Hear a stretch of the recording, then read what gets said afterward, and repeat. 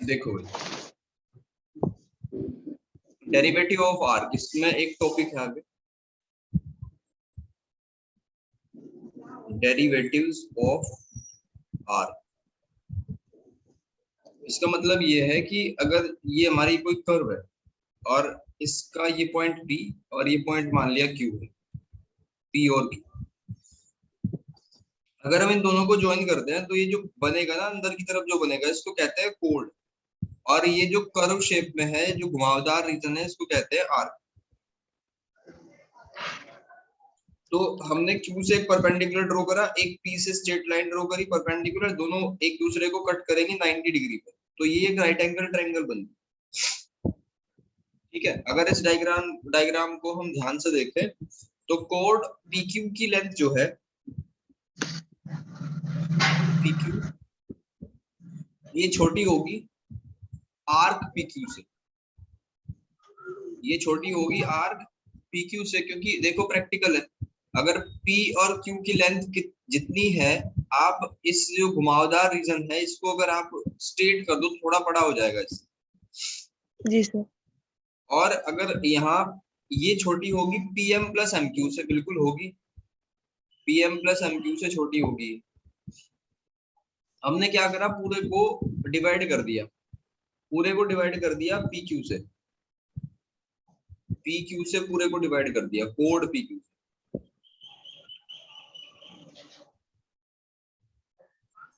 तो ये तो 1 बचा, इसको कैंसिल कर गए और ये आ जाएगा arc PQ upon code PQ, और इसको हम अलग अलग करके लिख सकते हैं, यानी PM अपॉन PQ और MQ अपॉन PQ, ऐसे लिख सकते हैं।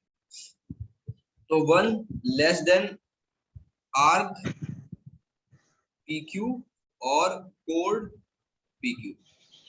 अब देखो PM अपॉन MQ ये क्या है, अगर हम देखें ये वाला जो एंगल है वो अल्फा, ये एंगल अल्फा है, तो PM और PQ किसके बराबर होगा, ऑब्वियसली cos थीटा के बराबर होगा, यानी cos अल्फा। और MQ और PQ किसके बराबर होगा भाई, MQ तो परपेंडिकुलर है और PQ हाइपोटेनस है, तो P अपॉन H किस में आता है, साइन में, साइन अल्फा। ठीक, अब इसके बाद पॉइंट ये है कि हमने P और Q पॉइंट को पास में लाना शुरू कर दिया, यानी Q जो पॉइंट है वो P की तरफ आ रहा है, Q टेंड्स टू P। तो इसमें क्या होगा, जो बीच में एंगल बना हुआ है वो खत्म होता चले जाएगा, यानी कि अल्फा टेंड्स टू 0। तो ऐसे लिख सकते हैं यहाँ से कि लिमिट, अगर लिमिट जाएगी Q टेंड्स टू P, तो arc PQ upon arc PQ upon code PQ ये होगी 1 के बराबर। दोनों बराबर हो जाएंगे तो कैंसिल होके 1 के बराबर आएगा। ये लिमिट बहुत इंपॉर्टेंट है, ध्यान रखनी है आगे। जी सर। नेक्स्ट, अब हम डेरिवेटिव ऑफ आर्क का फॉर्मूला ड्राइव करेंगे अलग अलग तरीके से। सबसे पहला है कार्टेशियन फॉर्म। कार्टेशियन फॉर्म,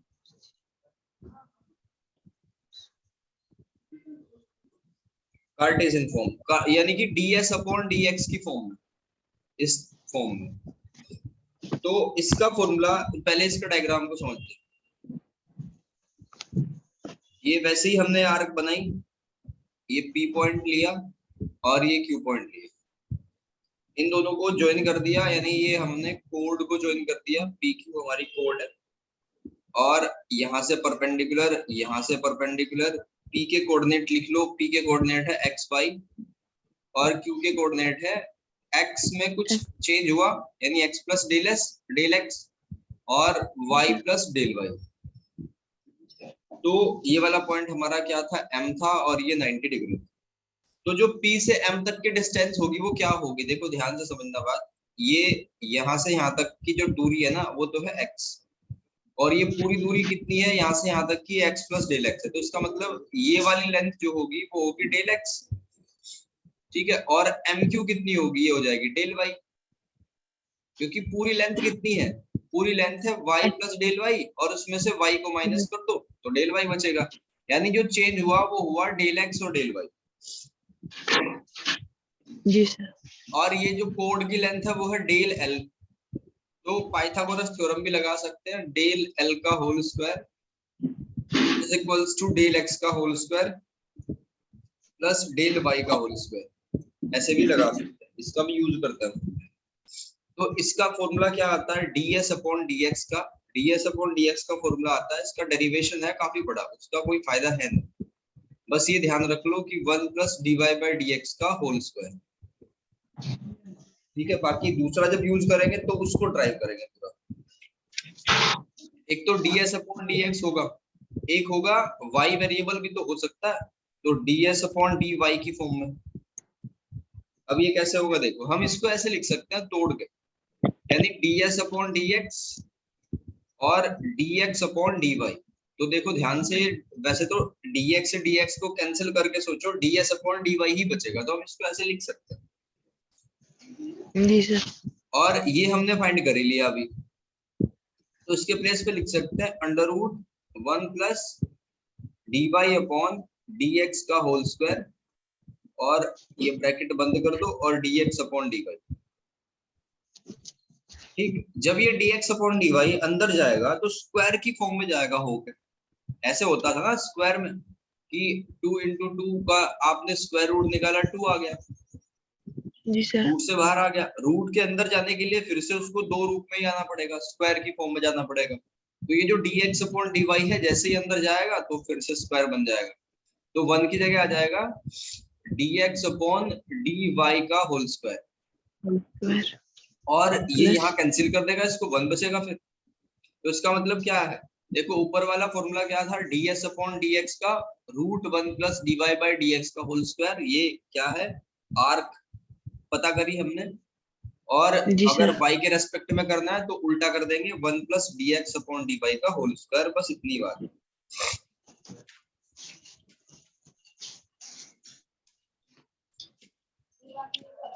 ठीक है भाई, अब इसका जी सर। ये कार्टेशियन हो गया, पोलर फॉर्म पर।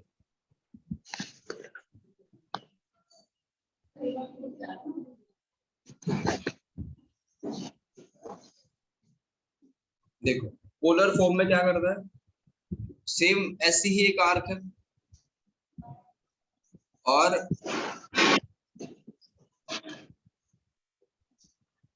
इन दोनों पॉइंट को ज्वाइन कर दिया, यानी ये थोड़ा और आगे बढ़ा, ये जो पॉइंट है ये Q है हमारा, और ये पॉइंट P है, और ये एंगल बना रहे हैं एक्स एक्सिस के साथ में।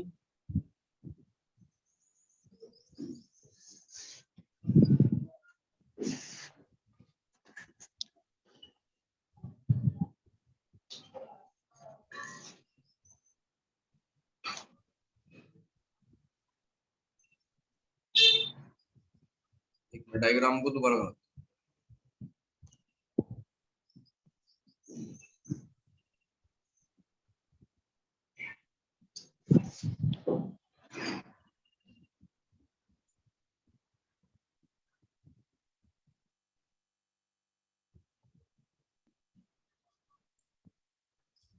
ये इसकी, ये पॉइंट P मान लिया हमने यहाँ पे, पॉइंट P, एक्चुअल में पॉइंट P यहाँ नहीं होगा, इसको चेंज करना पड़ेगा, पॉइंट P यहाँ होगा और Q यहाँ होगा।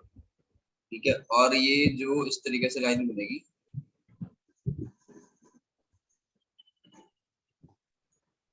फिर से डायग्राम को चेंज करो,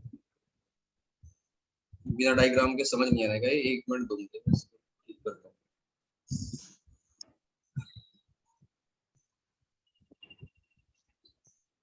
ये P पॉइंट है, ये की देखो, जब भी पोलर फॉर्म में हो ना तो एक्स वाई की जगह ले लेता r थीटा, एक्स वाई की जगह r थीटा। जी तो सर। बस आपको क्या करना है, ds अपॉन डी आर निकालना एक बार, और ds अपॉन डी थीटा निकालना एक बार। जी तो सर। P फिर ये पॉइंट के कोऑर्डिनेट है r थीटा, और Q पॉइंट के कोऑर्डिनेट होंगे r प्लस डेल r और theta plus del theta. Theta. अब जैसे ये Q पॉइंट है, ये Q पॉइंट एक्स एक्सिस के साथ में कुछ एंगल बना रहा है,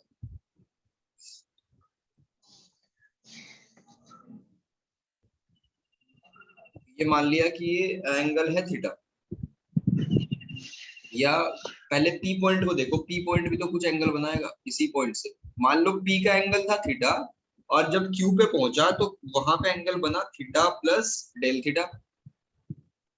पोलर फॉर्म का ही मतलब है। नॉर्मली हम एक्स वाई के कोऑर्डिनेट देखते थे, यहाँ हम देखते हैं रेडियल डिस्टेंस और थीटा। ठीक है भाई, पी से जो डिस्टेंस थी वो आर थी ये वाली, और क्यू तक डिस्टेंस कितनी चली गई, आर प्लस डेल आर चली गई। तो ये इस डायग्राम का मतलब है कि पी पॉइंट की लोकेशन पहले क्या थी और अब क्या है।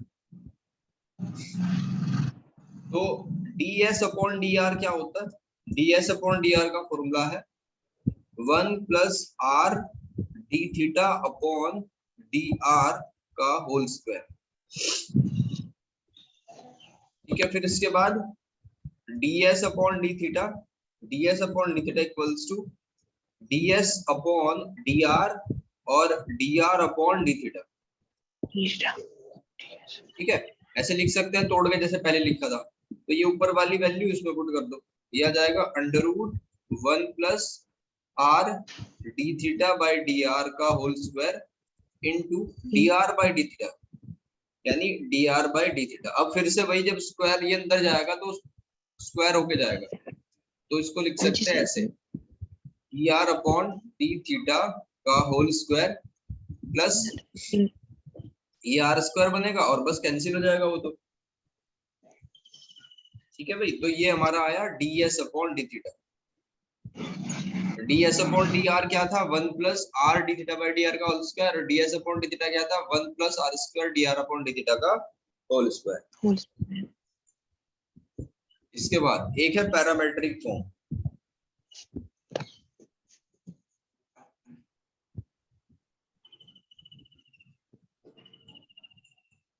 पैरामेट्रिक फॉर्म में क्या होता है कि आपको x दे रखा है एक दूसरे ही फंक्शन में, t में दे रखा है, और y दे दिया एक दूसरे फंक्शन में।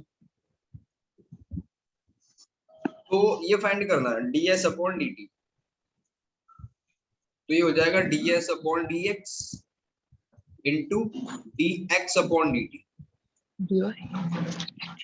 ये है कहानी। तो इसका फॉर्मूला क्या होता है, ये तो पहले फाइंड कर रखा है हमने, 1 plus d y by d x का whole square into d x upon d t. ठीक है, ये जब अंदर जाएगा तो ऐसे बन जाएगा अंडर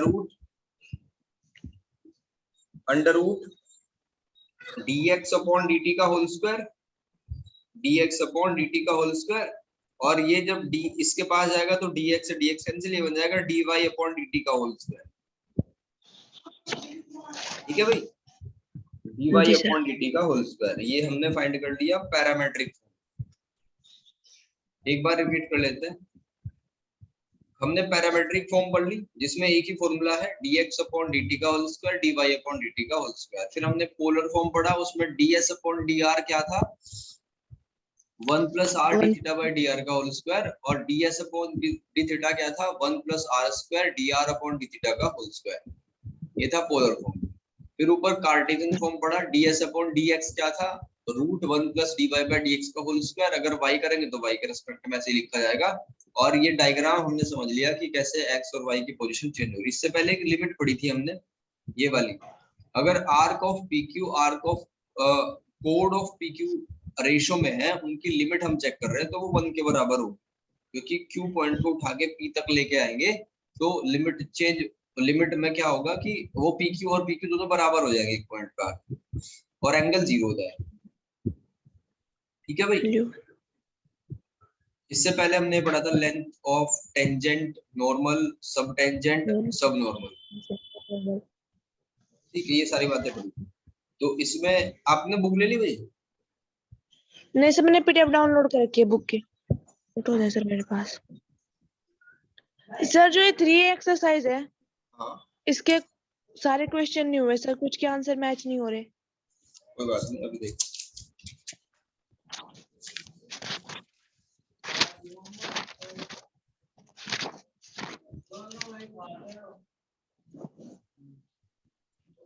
देखो, एक क्वेश्चन करके मुझे बताओ अभी आंसर मैच करवाएं।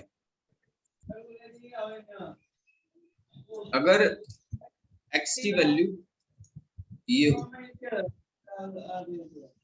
e की पावर t sin t और y की वैल्यू e की पावर t cos t हो, ठीक है, तो आपको जी फाइंड सर। करना है ds अपॉन dt। आपको फाइंड करना है ds अपॉन dt। अभी जस्ट मैंने बताया आपको कि कैसे हम फाइंड करते हैं। ये पैरामेट्रिक फॉर्म में ध्यान रखना, x का t में फंक्शन दे रखा है, y का t में फंक्शन दे रखा है, तो ये फाइंड करना है। तो इसको क्या बोलते हैं, देखो पहचान आपको होनी चाहिए, पैरामेट्रिक फॉर्म। ठीक है भाई। जी सर। तो आपको क्या करना है, एक बार x का t के रेस्पेक्ट में करो, एक बार y का t के रेस्पेक्ट में करो और इसके फॉर्मूले में लगा दो, करो।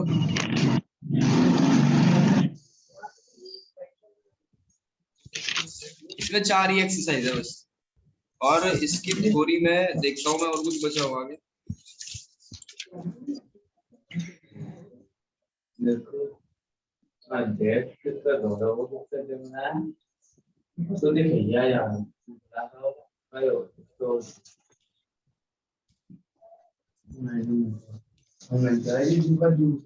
चुप।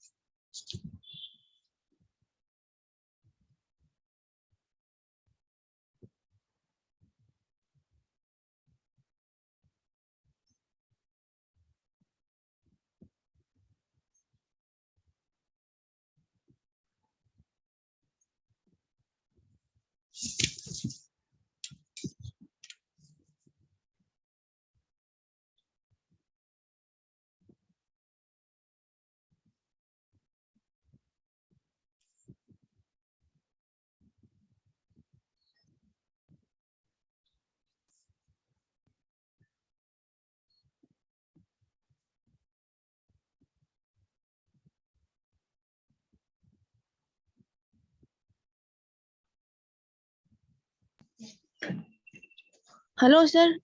आ गया भाई आंसर?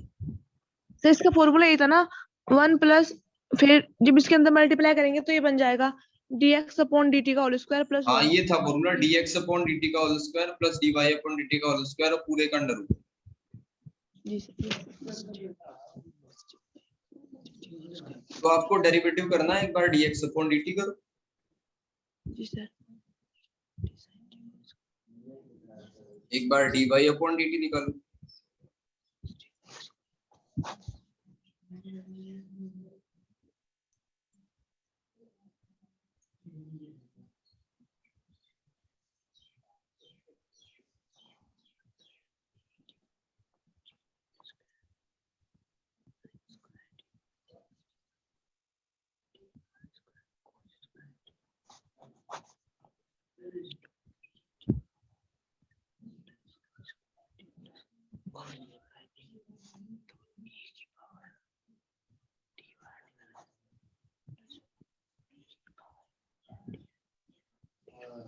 सर e की पावर t रूट 2। e की पावर t रूट 2, ठीक है, बहुत बढ़िया। जी। अब इसका ds अपॉन dx निकालना है इस वाले क्वेश्चन का। दोबारा सर इसका ही। ds अपॉन dx का मतलब है कि वो आपका कौन सा फॉर्म है, कार्टेशियन फॉर्म। Cartesian form. और कार्टेशियन फॉर्म का फॉर्मूला क्या था, देखो ये पोलर फॉर्म हो गया, ऊपर है Cartesian form, root 1 plus dy upon dx का होल स्क्वायर और dx अपॉन dy का होल स्क्वायर, उसके दो फॉर्मूले थे। तो फंक्शन आपका किस में है, फंक्शन है x की फॉर्म में, तो dy का x के रेस्पेक्ट में करेंगे। सर ये वाला लगेगा dx अपॉन dy का होल स्क्वायर प्लस 1 बिल्कुल, under dy root. Upon dx का होल स्क्वायर प्लस 1 का अंडर रूट। जी sir.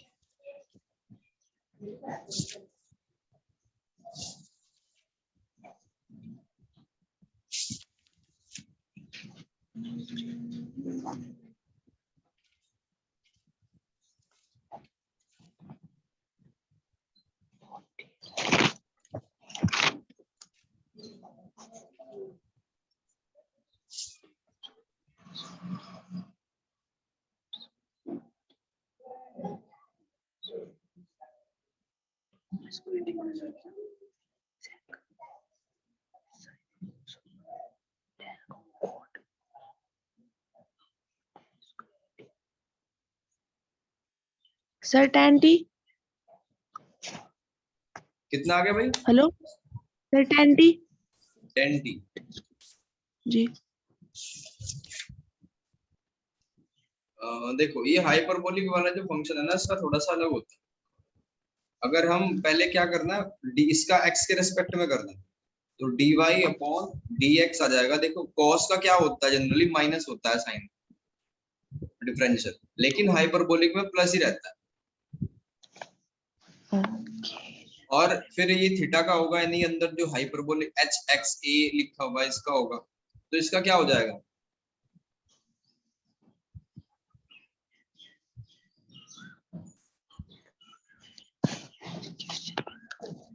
Hyperbolic x upon a। ये अच्छा, इसमें a भी है ना फंक्शन में हमारे, यहाँ a भी है भाई, ठीक है, ये a है इनको। तो देखो ये a तो है ही। अब हाइपरबोलिक x a का होगा, तो हाइपरबोलिक तो नाम होता है, इसका कुछ नहीं होता, x का 1 और इसका x का 1 हो जाएगा, तो 1 अपॉन a बच जाएगा, a से a हो जाएगा कैंसिल। तो इसका क्या हो जाएगा, अंडर रूट फॉर्मूले में रख दो 1 plus sine hyperbolic x upon a का होल स्क्वायर, ये हो जाएगा। और इसके हाइपरबोलिक के ना फॉर्मूले भी थोड़े अलग होते हैं। जैसे 1 माइनस साइन स्क्वायर थीटा को हम क्या लिखते हैं, कॉस स्क्वायर थीटा। यहाँ 1 प्लस साइन स्क्वायर को लिखेंगे कोस में, तो ये हो जाएगा इसकी जगह cos hyperbolic x upon a का होल स्क्वायर, और स्क्वायर से ये वाला रूट कैंसिल, तो इसका आंसर आएगा cos hyperbolic x upon a। ठीक है भाई? जी सर। ये ट्राई करके देखना, अब बहुत सारे क्वेश्चन हो जाएंगे तुम्हारे। 3D को ट्राई करना, ठीक है भाई? और ओके सर। एग्जाम की डेट क्या है तुम्हारे, आ गई डेट शीट? नहीं सर अभी नहीं आई। चलो ठीक है, इसके भी 3-4 चैप्टर ही बचे हुए हैं, एक बार देख लेंगे।